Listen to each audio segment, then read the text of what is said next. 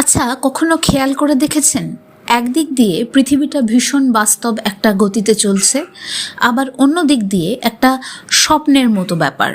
একদিন আমরা দেখতে পাচ্ছি যে অর্থ, মানুষ, সম্পর্ক, সাফল্য সব কিছু গুরুত্বপূর্ণ, আবার অন্যদিকে এটাও তো সত্যি যে এগুলো সব ক্ষণস্থায়ী, কিছুই স্থায়ী নয়। এরকমটা কেন বলুন তো? কেন একটা জিনিস একভাবে দেখতে গেলে সত্য, আর একভাবে দেখতে গেলে শুধুই ক্ষণিকের একটা বিষয় মনে হয়? এই গভীর প্রশ্নের উত্তর দিয়েছেন শ্রী শ্রী আনন্দময়ী মা। তিনি বলছেন, তুমি আসলে সময়ের কবলে আছো। এই একটা বাক্যের মধ্যে অসীম দর্শন লুকিয়ে আছে। আমরা সাধারণত ভাবছি আমার অনুভূতি বদলাচ্ছে, তাই জগৎ বদলাচ্ছে। কিন্তু মা বলছেন, সমস্যা জগতে নয়, সমস্যাটা সময়ের গ্রিপে লুকিয়ে রয়েছে। সময় মানে কিন্তু শুধু ঘড়ির কাঁটা নয়, সময় মানে পরিবর্তন, ওঠা নামা, মানসিক অবস্থা, চেতনার ঢেউ। যখন মন সময়ের প্রভাবে ওঠানামা করে, তখন জগৎও আমাদের কাছে বদলাতে থাকে। একদিন আমি খুব আনন্দে আছেন, তখন সব ভালো লাগছে আপনার। আরেকদিন আপনি দুঃখে আছেন, তখন সমস্ত পৃথিবী আপনার কাছে শূন্যতায় ভরে যাচ্ছে, সব খারাপ লাগছে। একদিন আপনার মনে প্রেম রয়েছে, তাই আপনার সব কিছু সুন্দর লাগছে। আবার আরেকদিন আপনি আহত, তখন সব কিছু বিষাদময়। তাহলে কি পৃথিবী বদলালো? না, বদলালো আপনার চেতনার অবস্থা। এই একটা সত্য আমরা সকলেই এড়িয়ে যাই বা বুঝতে চাই না। ঘটনাগুলো আসলে ঘটনাই, মানুষগুলো আসলে মানুষই। তাদেরকে মানে আরোপ করে দিচ্ছি আমরা, তাদেরকে সম্পর্কে আবদ্ধ করছি আমরা। সেখানে প্রত্যেকটা সম্পর্কে আমরা একটা নির্দিষ্ট আবেগকে জড়িয়ে দিচ্ছি বলে অসুবিধা হচ্ছে। ঘটনার সঙ্গে আপনার যদি আবেগ না থাকে, তাহলে ঘটনার সাথে আপনার কোনো লেনদেন রইল না। মনে করে দেখুন, আজকে আপনার সাথে যে ঘটনাটা ঘটছে, এই ঘটনাটাই তো হতে পারে 10 মাইল দূরে আর একজনের সাথে ঘটছে, কিন্তু যেহেতু তার সাথে আপনার আবেগের কোনো সংযোগ নেই, তাই সেই ঘটনাটা আপনার কাছে খুব একটা কদর পাচ্ছে না। যে মুহূর্তে সেটা আপনার সামনে হচ্ছে, আপনার কাছে সেটা অনেক বেশি গুরুত্বপূর্ণ বলে মনে হচ্ছে। তাহলে ঘটনা আসলে ঘটনাই।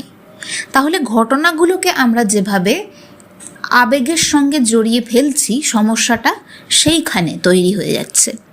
সেই কারণে মা বলছেন, তুমি এখনও সেই অবস্থায় পৌঁছাওনি যেখানে সব কিছুকে আত্মার প্রকাশ হিসেবে দেখা যায়। এই অবস্থাটা আসল সমাধান। যতদিন আমরা জিনিসকে আলাদা আলাদা দেখি, এটা ভালো, এটা খারাপ, এটা আমার, ওটা নয়, ততদিন বিভ্রান্তি থাকবে। এই বিভ্রান্তির মূলে কিন্তু দাঁড়িয়ে রয়েছে আমাদের আবেগ। সেই ঘটনার সাথে, ব্যক্তির সাথে, বস্তুর সাথে আমাদের যে নিজেদের আবেগের সংযোগ, সেটা দ্বারা সব কিছু নির্ধারিত হয়। কিন্তু যখন সব কিছুর ভেতরে আমরা একই চেতনাকে দেখতে শুরু করব, তখন দ্বন্দ্ব কমে যায়। এই শিক্ষার একটা মিল পাওয়া যায় উপনিষদের সঙ্গে। উপনিষদ কি বলছে? সর্বং খলিদং ব্রহ্ম, এই সবই ব্রহ্ম। সুতরাং জগৎকে অস্বীকার করছি না, জগৎকে তার আসল পরিচয় দেখতে চাইছি। এখন একটা গুরুত্বপূর্ণ কথা, মা বলছেন তোমার এই অনুভূতিটাও ভালো। কেন? কারণ এটা সুপ্রিম কোয়েস্টের সঙ্গে যুক্ত। অর্থাৎ তুমি লক্ষ্য করছো, প্রশ্ন করছো, খুঁজছো, সন্তুষ্ট নয়। এটা বড় লক্ষণ। তুমি যে মুহূর্তে সন্তুষ্ট হয়ে যাবে, তোমার খোঁজা তো বন্ধ হয়ে যাবে। তুমি এই সীমাবদ্ধ জগৎটাকে নিয়ে সন্তুষ্ট হয়ে গেলে তুমি কি আর অসীমের খোঁজ করবে? আর ঠিক সেই জন্যই তো তুমি অসীমের খোঁজের দিকে ছুটছো। হ্যাঁ, তুমি হয়তো সেটা বুঝতে পারছো না, আপনি হয়তো সেটা বুঝতে পারছেন না, আমি হয়তো সেটা বুঝতে পারছি না, কিন্তু খুঁজছি আমরা সেই অসীমকেই। আমাদের ভেতরে যে ভয়েডটা তৈরি হচ্ছে, সেটা আমরা বিভিন্ন পথ দিয়ে মেটানোর চেষ্টা করছি। কিন্তু সব অভাবের এক অভাব, সেই পরমাত্মার অভাব। অধিকাংশ মানুষ প্রশ্নই করে না, তারা শুধু ভেসে যায়। কিন্তু যার ভেতরে প্রশ্ন জাগছে যে সত্যিটা কি, সে আসলে পথে রয়েছে। এখানে মা আশ্বাস দিচ্ছেন, 1 সেকেন্ডের সত্য উপলব্ধিও বৃথা যায় না। আপনি হয়তো একদিন গভীর শান্তি উপলব্ধি করেছেন, এক মুহূর্তের জন্যে অহংকার ভুলে গিয়েছেন। একদিন প্রকৃতির দিকে তাকিয়ে আপনার মনে হয়েছে সব কিছু এক। সেই মুহূর্তটা হারিয়ে যায়নি, সেটা কিন্তু আপনার মধ্যে বীজ হয়ে রয়ে গেল, একদিন ফল দেবে। এটা খুব বড় আশার কথা, কারণ অনেকেই ভাবেন আমার তো স্থায়ী অভিজ্ঞতা নেই, আমার দ্বারা হবে না। কিন্তু মা বলছেন একটা মুহূর্তও তো বৃথা নয়, সেটাই তো বীজ। যে সত্য আপনি একবার ছুঁয়ে ফেলতে পারছেন, সেটা আপনাকে আবারও ডাকবে। এরপর মা বলেছেন, যেমন কুঁড়ি একে একে ফোটে, তেমনি তত্ত্বের জ্ঞানও একে একে চেতনায় ফুটে উঠবে। উপমাটা অসাধারণ। কেউ একদিনে সব জেনে যায় না, আত্মজ্ঞানও ধাপে ধাপে আসে। আজ একটু স্পষ্ট হলো, কাল আরেকটু গভীর হলো, তারপরে তার স্থিরতার পর্বটা বাড়ল।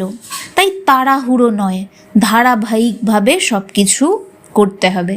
আমরা অনেক সময় চাই, আজ ধ্যান করলাম কালই বদলে যাব, আজ জপ করলাম কালই মুক্তি। কিন্তু প্রকৃতি ধীরে ধীরে ফুল ফোটায়, ঠিক সেরকমভাবেই আপনার আমার চেতনাও ধীরে ধীরে প্রস্ফুটিত হয়। এখন তিনি বলেছেন, ফুল ও ফল গাছে আসে, কারণ তা আগেই সম্ভাবনা হিসেবে গাছের মধ্যে ছিল। এর মানে কি? আপনার ভেতরেই সত্য আগে থেকে রয়েছে। শান্তি বাইরে থেকে আনতে হবে না, ঈশ্বর বাইরে থেকে ঢুকবেন না আপনার মধ্যে। আনন্দ আপনার ভেতরের সম্ভাবনা, সাধনা সেটাকে ধীরে ধীরে প্রকাশ করে মাত্র। ভগবদ্গীতাও একই কথা বলছে, আত্মা নিত্য, পূর্ণ, অবিনশ্বর। নতুন কিছু হচ্ছি না আমরা, আসল পরিচয়টা বারবার মনে করছি। এরপর আসবো বিষয় প্রসঙ্গে। মা আমাদের চমৎকার ব্যাখ্যা দিয়েছেন। ইন্দ্রিয়ের বিষয়, যা আমাদের টানে, মোহিত করে, আসক্ত করে, তা শেষ পর্যন্ত বিষের মতো। কেন? সেটা শুরুতে মধুর, শেষে বন্ধন। আপনি ভেবেছিলেন এটা আপনাকে সুখ দিতেই থাকবে, কিন্তু পরে সেটাই আপনাকে শুষে নিচ্ছে, নির্ভরশীল করে তুলছে। তাই খুব সতর্ক থাকতে হবে। মা জগৎকে ঘৃণা করতে বলছেন না, তিনি বলছেন আসক্তির প্রকৃতি বুঝতে। বস্তু ব্যবহার করুন, কিন্তু দাস হবেন না। উদাহরণস্বরূপ কি বলতে পারি? আপনার হাতে যে স্মার্টফোনটা রয়েছে, সেটা আপনি আপনার প্রয়োজনে ব্যবহার করুন, কিন্তু কি করছেন সেটার দিকে নজর রাখুন। এমন যেন না হয় আপনি অটো পাইলট মোডে গিয়ে ঘন্টার পর ঘন্টা নিজেরই অজান্তে স্ক্রল করেই যাচ্ছেন। তার থেকে একটা ইন্টেনশন নিয়ে আপনি একটা সুন্দর পডকাস্ট শুনুন, আপনি একটা এমন জিনিস শুনুন যেটা আপনাকে ভেতর থেকে একটা বেটার মানুষে নিয়ে যাবে। ইন্টেনশন, অ্যাওয়ারনেস, সচেতনতা, মনোযোগ ইম্পর্টেন্ট। হাতের ফোনটা সমস্যা নয়, আপনি ফোনের দাস হয়ে উঠছেন, এটা সমস্যা। সম্পর্ক ভালোবাসুন, তৈরি করুন, কিন্তু তার মধ্যে নিজেকে হারাবেন না। তাই বাউন্ডারি ভীষণ ইম্পর্ট্যান্ট। আপনার নিজের মধ্যে একটা ক্লিয়ার ম্যাপ থাকা উচিত যে এইগুলো আমি সহ্য করি, এইগুলো আমি সহ্য করি না। তাই বলে কারোর সঙ্গে রুড অকারণে হতে যাবেন না, এতে সম্পর্ক নষ্ট হবে। বুদ্ধি খাটান, স্ট্র্যাটেজাইজ করুন, নিজের মূল্যটা বুঝে নিন। অর্থ উপার্জন করুন, কিন্তু অর্থ আপনাকে যেন গ্রাস না করে ফেলে। একটা সুন্দর কথা অনেকে বলেন, যে কথাটা একদম ভুল কথা, যে অর্থই সব সর্বনাশের মূল। এই কথাটা আপনারা বিশ্বাস করবেন না। অর্থ সর্বনাশের মূল নয়, আপনার ভেতরকার যে প্রবৃত্তিটা রয়েছে সেটা সর্বনাশের মূল। একই অর্থ দিয়ে আপনি একটি ভালো কাজ করতে পারেন, আবার সেই একই অর্থ দিয়ে আপনি একটি খারাপ কাজও করতে পারেন। সুতরাং সমস্যা আপনার প্রবৃত্তিতে। অর্থ তো অর্থ, একটা রিসোর্স, এটা আপনাকে সিকিওর করতে পারে ঠিক করে কাজে লাগালে। সুতরাং যারা এই কথা বলে অর্থ অনর্থের কারণ, তারা আসল সত্যটা গোপন করে দিচ্ছে। কারণ সেই আসল সত্যের দিকে তাকালে সমস্যা আরও গভীরে ধরা পড়ে যাবে। মা বলছেন নির্বিষয় একটা এমন অবস্থা যেখানে বিষ নেই, জগৎ আছে, বন্ধন নেই, কাজ আছে, অহংকার নেই, সম্পর্ক আছে, কিন্তু নির্ভরতার অসুস্থতা নেই, আনন্দ আছে, ভয় নেই। এটাই অমৃতের পথ, এক কথায় বলতে গেলে সচেতনতার পথ। দ্বিতীয় প্রশ্ন আসছে, বৈরাগ্যের জ্বালা কেন থাকে? আমরা যখন কোনো কিছু ত্যাগ করতে চাইছি অপ্রয়োজনীয়, সেটা সহজ হবে না, কারণ এটা তো একটা তপস্যার মতো। তপস্যা কি? যা তাপ উৎপন্ন করে, অর্থাৎ তপস্যা সবসময় আপনাকে কষ্ট দেবে। সেই কষ্টটাকে কিন্তু তিলে তিলে তিলে তিলে সহ্য করতে করতেই যেতে হবে এবং এতেই পরিবর্তন আসে। অনেকেই সাধনা শুরু করলে অনুভব করে আগের জিনিসে আনন্দ নেই, আবার সত্য পুরো পাওয়া যায়নি, ভেতরে এক ধরনের পোড়া পোড়া বেদনা। এটা কেন? মা বলছেন জ্বালা হয় ক্ষত থেকে, যেখানে ঘা আছে সেখানেই জ্বালা। আর সেই ঘাটা কি না? অহংকার, আমি ভাব। যতদিন এই আমি ভাব অক্ষত থাকে অন্তরে, ততদিন কষ্ট থাকবে।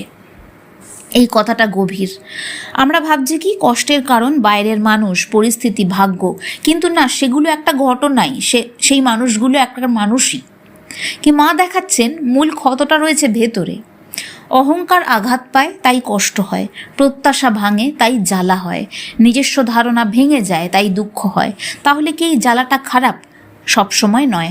মা বলছেন এটা তো আরোগ্যের প্রক্রিয়া, তাহলে এটা তো কল্যাণকর। আস্তে আস্তে তো আপনি সামনের দিকে এগোচ্ছেন, সব আস্তে আস্তে ছাড়বে, ছাড়ার একটা বেদনা রয়েছে, কিন্তু যত এগোতে থাকবেন ততদিন আপনার মধ্যে আনন্দের চেতনা জাগতে থাকবে। যেমন ওষুধ দিলে ঘা জ্বলতে পারে, কিন্তু সেই ওষুধই ঘাটাকে ভালো করে। ঈশ্বর সাধনা ঠিক তাই। অনেক সময় সাধনার পথে আমরা অস্বস্তি অনুভব করি, পুরনো আসক্তি ছাড়তে কষ্ট হয়, মনের অন্ধকার বেরিয়ে আসে, শূন্যতা লাগে। ভয় পাবেন না, সব অস্বস্তি বিপদ নয়। অস্বস্তি আসলে জাগরণের লক্ষণ। অস্বস্তি আসছে কারণ এই পথে আপনি আগে হাঁটেননি, পথটা নতুন, তাই অস্বস্তি আসছে, মানিয়ে নিতে অসুবিধা হচ্ছে। ধৈর্য ধরে সমস্ত মনোযোগ দিয়ে সেই সাধনার মধ্যেই থাকুন। তিনি বলছেন অচেতন রোগী নিজের যন্ত্রণা টের পায় না। এই পৃথিবীতেও মানুষ ভোগ, ক্ষতি, আনন্দ, শোক এই সবের মধ্যে এমন ডুবে রয়েছে যে নিজের প্রকৃত অবস্থাই বুঝতে পারছে না। এটাই সংসারের খেলা, অন্তহীন অনিশ্চয়তা। আজকের যুগে তো এটা আরও সত্য। কখনো মানুষ সোশ্যাল মিডিয়ার আনন্দে ডুবে আছে, কখনো তুলনায় পড়ছে, কখনো ক্ষতিতে কাঁদছে, কখনো আবার সাফল্যে ফুলে উঠছে। কিন্তু খুব কম মানুষ জিজ্ঞাসা করছে যে এই কন্টিনিউয়াস পরিবর্তনটা কেন হতে থাকছে, কিছু কেন ফিক্স নেই। দুদিন আগে যে জিনিসটার জন্য আমি কেঁদে ভাসিয়ে দিলাম, আজকে সেটা আমার কাছে একদম অর্থহীন হয়ে যাচ্ছে। অথবা আমি এতটা শক্তিশালী হয়ে উঠলাম যে সেটাকে ওভারকাম করে চলে এলাম। তাহলে আমি কে? আমি কি করে করলাম সেটাকে ওভারকাম? আমার মধ্যে কি এমন রয়েছে যার দ্বারা সেটা ওভারকাম করা সম্ভব হলো? এখন একটা বাস্তব প্রয়োগের কথায় আসব। প্রথমত, আপনার অনুভূতি বদলালে সিদ্ধান্ত নেবেন না, কারণ আপনি সময়ের গ্রিপে থাকতে পারেন। খুব আনন্দে বা খুব দুঃখে কোনো সিদ্ধান্ত নেবেন না, আগে স্থির হবেন, চিন্তা করবেন। দ্বিতীয়ত, প্রত্যেক দিন 5টা মিনিট নিজেকে জিজ্ঞাসা করুন, আমি আজ জগৎকে দেখছি নাকি আমার মনের অবস্থাকে দেখছি? দেখবেন আপনার কোনো প্রিয়জন আপনার সাথে একটা খারাপ আচরণ করলো, আপনার খুব কষ্ট হবে। সেই আচরণটাই দূরের কোনো মানুষ করুক, আপনার কিচ্ছু মনে হবে না। সেই আচরণটা আপনার সামনেই একটা মানুষ আর একটা মানুষকে করুক, আপনি সেখানে পুরোপুরি দর্শক হন, দেখবেন আপনার কিচ্ছু মনে হবে না। সুতরাং সেই প্রিয়জনের সাথে আপনার অন্তরের যে যোগাযোগটা রয়েছে, আপনার যে আবেগজাত বন্ধনটা রয়েছে, এই বন্ধনটা আপনার দুঃখের কারণ, আপনার সমস্ত সমস্যার মূলে ওইটা। তৃতীয়ত, নাম জপ করুন। নাম আপনাকে সময়ের ঢেউ থেকে চেতনার গভীরে নিয়ে যাবে। চতুর্থত, কষ্ট এলে শুধু কারণ খুঁজবেন না, ক্ষতটা কোথায় দেখুন, বাইরের ঘটনায় নয়, ভেতরের অহংকারে আঘাত লেগেছে সেইটা দেখতে হবে। আর পরিস্থিতিটা থেকে কি শিখতে পারছেন সেই দিকে নজর রাখুন, আর সমস্যাটা ঈশ্বরের কাছে বলে প্রার্থনা করে সমর্পণ করে দিন। পঞ্চমত, ধীর হন। ফুল যেমন সময় নিয়ে ফোটে, আপনার চেতনাও সময় নিয়ে খুলবে। সচেতন হন, ধীর হন। এই জায়গায় স্বামী বিবেকানন্দর একটা শিক্ষা মনে পড়ে। মানুষের ভেতরে অসীম শক্তি আছে, তাকে জাগাতে হবে। সেই জাগরণ বাইরের অর্জনে না, ভেতরের চেতনায়। শেষে একটা প্রশ্ন, আপনি কি শুধু পরিস্থিতি বদলাতে চান নাকি নিজেকে চিনতে চান? কারণ পরিস্থিতি বদলালেও বিভ্রান্তি আবারও ফিরতে পারে। যদি সত্যটা বুঝে নেন তাহলে সব অবস্থার মধ্যে আপনি স্থির থাকতে পারবেন। আজ শুধু একটা কথা মনে রাখেন, আমি সময়ের কবলে, তাই বিভ্রান্ত হয়ে আছি। তাহলে মুক্তির দরজা খুলতে শুরু করে দেবে। কারণ যেদিন আপনি দেখবেন আপনি সময় নন, ওঠানামা নন, চিন্তা নন, সেদিন আপনি নিজের গভীর সত্তাকে ছুঁতে শুরু করবেন। আর যদি এই ধরনের গভীর আধ্যাত্মিক আলোচনা, মা আনন্দময়ীর বাণীর ব্যাখ্যা, গীতা উপনিষদের আলোকে জীবন বদলানোর জ্ঞান আপনার ভালো লাগে, তাহলে অবশ্যই চ্যানেলটাকে সাবস্ক্রাইব করে দিন, ভিডিওটি লাইক করুন, কমেন্টে আমাকে লিখে জানান আপনার জীবনের সবচেয়ে বড় ক্ষত কী বলে মনে হয়। হয়তো সেই প্রশ্নের উত্তরই আপনাকে সত্যের পথে নিয়ে যাবে।